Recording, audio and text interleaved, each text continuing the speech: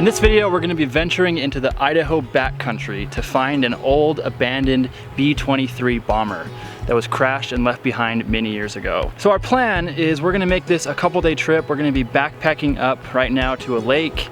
We'll be making camp, and then tomorrow morning we will go and check out the plane wreckage. My crew today is myself, my wife Kelsey, and Hyder, the dog.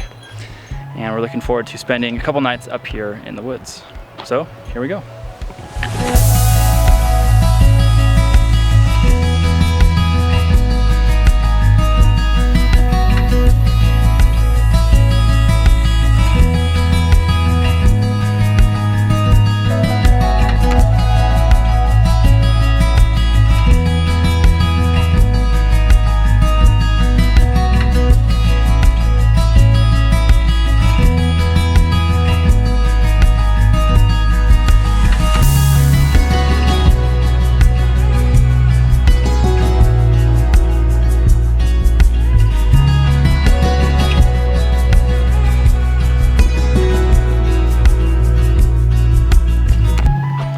Okay, making great progress. We've got about 2 miles left.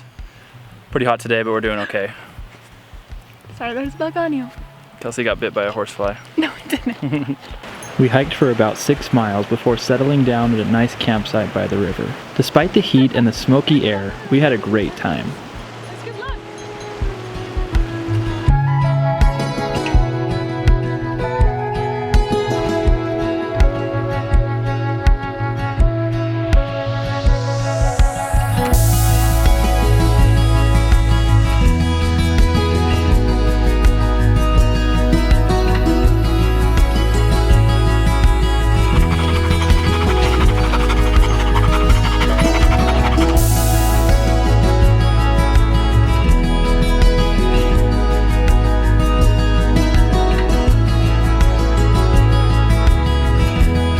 Okay, so we made it to where we are going to camp tonight. We're at a pretty decent spot right alongside the river here, and the plane wreckage is right over there. So tomorrow we're going to go check it out and explore that a little bit. The lake is behind us. We actually passed the lake a little bit to find a better camp spot. So anyway, we will set up our camp here and start a fire and enjoy our night.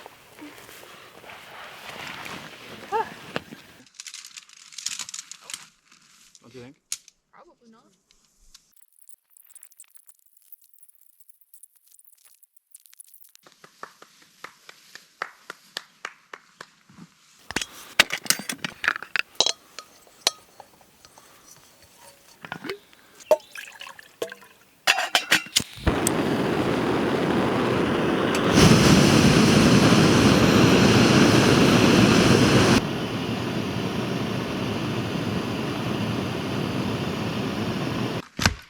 You also need to have this on.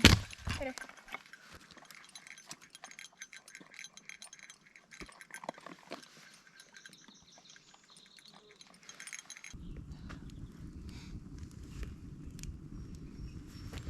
Are you loud?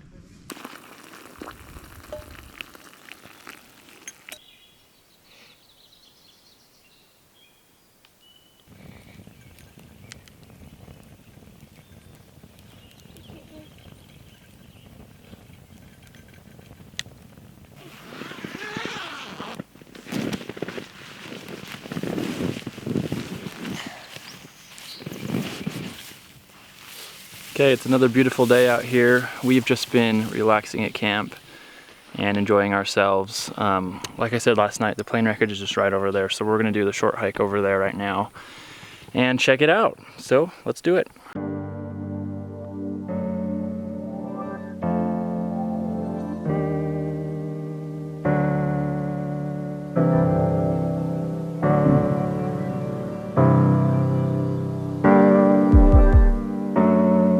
As we made our way around the lake, twisted chunks of metal began appearing in the grass. They were clearly visible and obvious despite resting there for nearly 80 years. The closer we got to the crash site, the larger the wreckage became. Little by little, our surroundings shifted from a forest filled with peace and tranquility into an ominous airplane graveyard. As the full plane came into view, I couldn't help but imagine how terrified and hopeless the crew must have felt when this plane went down in the winter of 1943.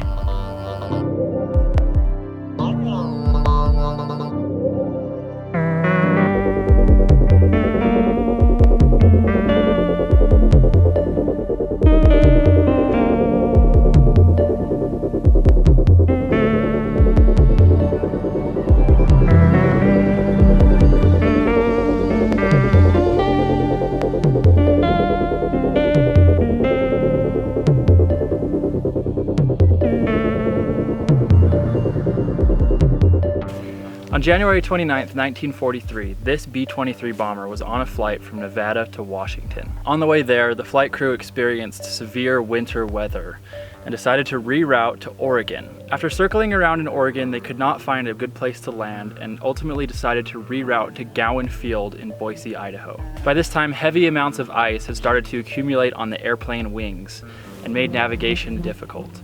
On top of that, fuel started to run low. As they came through this area, they spotted this lake behind me and decided that they would land on this lake as it was the only clearing that they could see. Because the ice made controlling this airplane so difficult, they ended up overrunning the lake and sliding into these trees. As the plane came through the trees, bits and pieces of metal began to tear off from the airplane and were left all throughout the woods here. Miraculously, all 8 of the people on board survived the crash. However, the worst was yet to come. This was in January, so the weather was terrible and there was a lot of snow. Once the crew escaped from the aircraft, they gathered their supplies, made a fire, and began surviving out in this winter place. The next day, one of the members of the crew worked effortlessly to get the radio working again. Ultimately, he was able to send out a quick message that said, "Crew intact, need food, clothing, and an axe." He then said, "At the south end of a lake near Boise, Idaho." That was all he was able to send, and that was all the military had to go by to locate these missing men. Now, this lake is actually quite far from Boise, and all around me there are lakes in these woods. So that wasn't a very descriptive thing for the military to go by. Once the message was received, dozens of airplanes went out in search of this wreckage. They spent about 2 whole weeks trying to locate these men and could not find anything. In fact, a few times, airplanes flew right overhead looking for these men, and the men shot off flares, but they were in vain. They were not spotted. Several days after crash landing here, a few men decided that they would walk out and try to find help on their own. They chose 3 of the strongest members of the crew, and they began walking. They went up to the top of one of these ridges here, and to their dismay, they saw that there were hills on hills on hills. They are in the middle of nowhere. 11 days after those men left, a local backcountry pilot was flying over here doing a mail route, and he spotted the plane wreckage. He immediately landed at the closest runway and reported what he had found to the military. Soon thereafter, the military sent out several planes with the instructions that the local man had given them to go and try and find these men. Unfortunately, they could still not find them. So they came back, picked up the local pilot, and he showed them where they were. When they first found them, they dropped supplies that had food, clothing, the things that they needed to survive.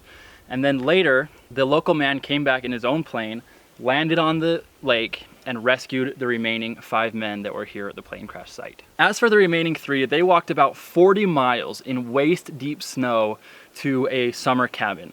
In the cabin, they found food, they ate some food, and they found a telephone. They picked up the telephone, phoned the operator, and were able to send a message about where they were and what they needed. The operator was very surprised to see the light go off on this line because this line had not been used since summertime. Eventually, a few rangers came and rescued these men from the cabin, took them out on a tractor-drawn sled, and they were saved. The story of this B-23 bomber is a story of grit and heroism.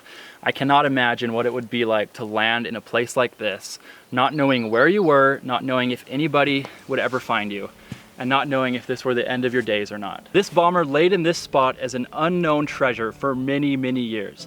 In fact, only the most experienced hunters and survivalists came to visit this plane. A few people removed parts and took them for their own, but for the most part, this plane stayed here intact for many years. It wasn't until the 1980s when the military became interested in coming up here and salvaging many of the parts from this wreckage. What you see behind me is what is left today. The plane is still very much intact. You can see both engines and the fuselage as well as the tail. The wings have been ripped off probably from sliding through these trees here. And you can see on this engine over here that there was a fire, probably that happened right after this plane crash landed here. To this day, this plane remains as a memorial to the brave men who crash landed here in 1943.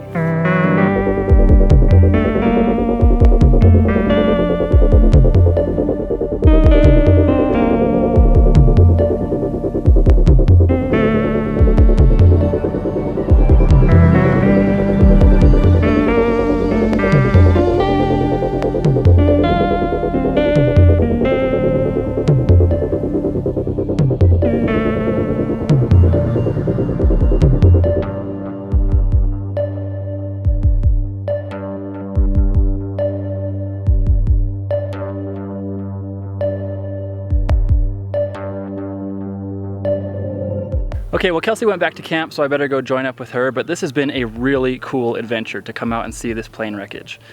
In case you're new here, my name's Kent. I do videos about travel and exploration and searching for cool stuff like this. So if you're interested in this kind of stuff, you might consider subscribing to my channel because there will definitely be more videos coming. So that's gonna be the end of this video. I appreciate you taking your time to watch, and I will see you in the next one.